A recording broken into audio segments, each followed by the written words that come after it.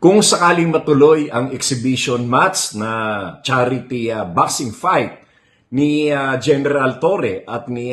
Baste ay nagvo-volunteer ako na maging referee because I am worried that General Torre might inflict a catastrophic injury on Baste. Ako ay nagwo-worry dyan kay General Torre, baka ma-carried away siya at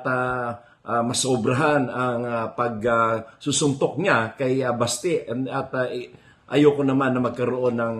serious injury dyan dahil na ito naman ay isang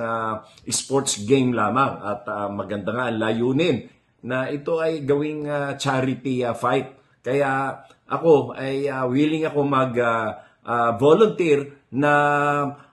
referee upang mabilis kumaawat sakali mang magkaroon na ng talagang sakitan.